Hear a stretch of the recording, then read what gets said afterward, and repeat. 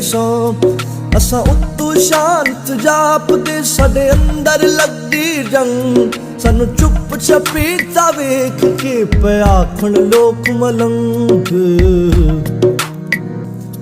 असा खुब्बे गम देखो बड़े साडे लंबे हो गए केस पाताने बाणे सोच दे असा बुनदे रहंदे केस हुण छित्ती दौड़ी बुलिया साडी सूली टंगी जान तेनू वास्ता शाह अनैत दा ना तोड़ी साडा मान